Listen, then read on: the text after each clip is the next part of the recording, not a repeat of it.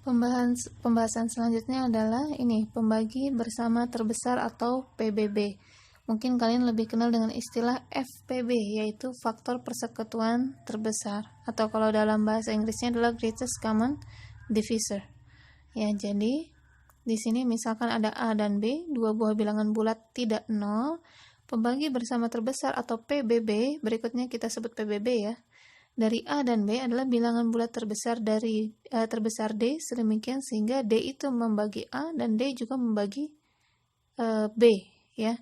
Jadi kita ambil D itu suatu bilangan bulat yang bisa membagi keduanya tapi yang paling besar. Maka itulah yang disebut dengan PBB.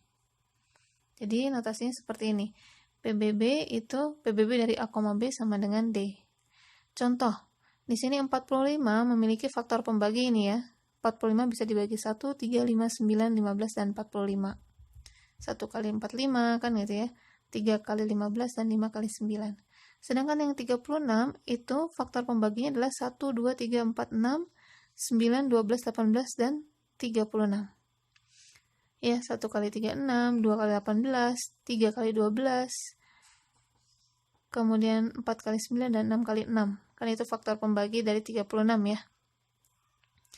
Nah, kita lihat faktor pembagi bersama yang sama antara ini, yang atas ini dan yang bawah adalah 1, 3, dan 9.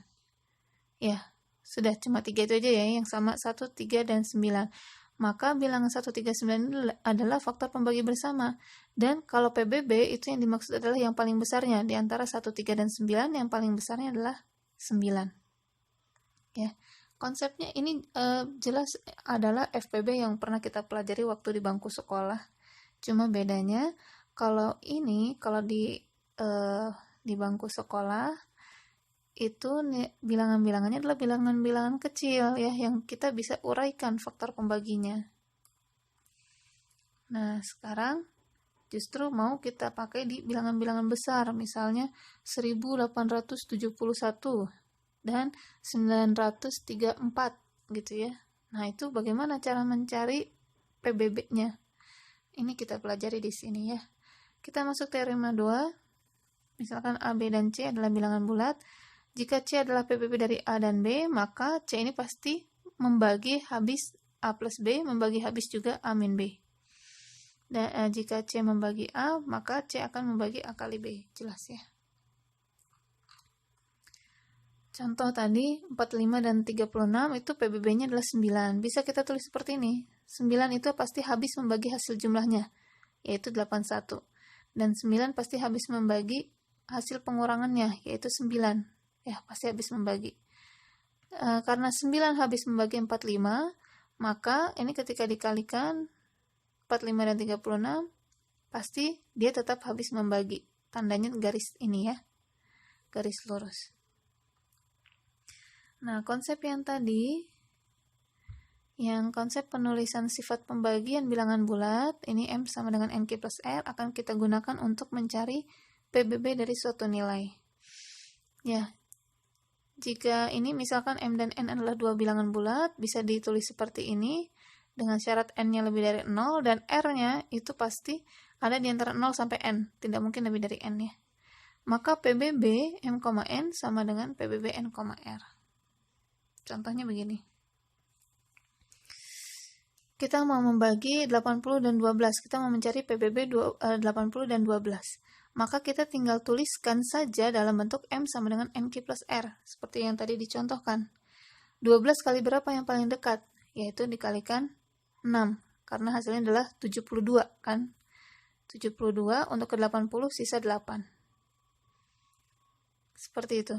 Kemudian nanti antara ini N dan R, N-nya kan 12, R-nya 8, itu berapa PBB-nya? Sama dengan 4. Antara 12 sama 8, PBB-nya 4 ya, mudah ya.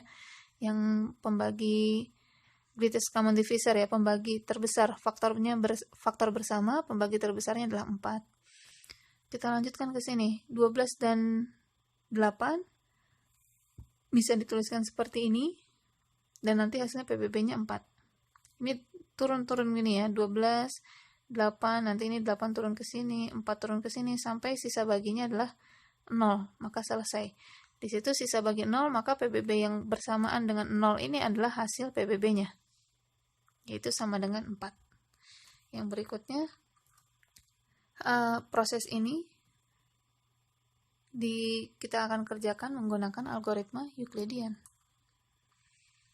Jadi tujuan dari algoritma Euclidean itu adalah untuk mencari PBB dari dua buah bilangan bulat. Penemunya adalah Euclid, matematikawan Yunani. Kemudian ini ya, misalkan M dan N adalah bilangan bulat tak negatif.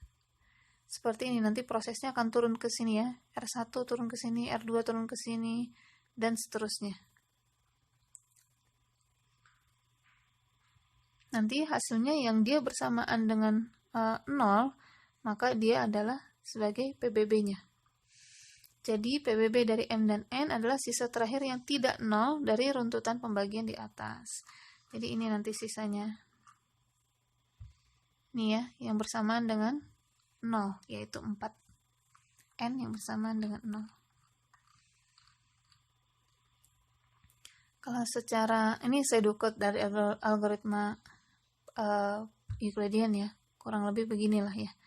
Ini prosesnya, jadi jika n-nya sama dengan 0, maka kita akan mencari m-nya, langsung stop. Tapi kalau n-nya tidak sama dengan 0, lanjut ke sini sampai dapat remainder. Ya, terus dia mengulang sampai n-nya sama dengan 0. Tapi kita tidak akan mengolah, ini sedikitnya, mohon maaf ya. Kita tidak akan mengolah algoritma Euclidean dalam bentuk pemrograman, tapi kita akan coba kerjakan ini. Sebelum ke contoh yang ini ya. Misalnya yang ini. Contoh 1 dan 2 saya akan kerjakan menggunakan algoritma Euclidean di kertas.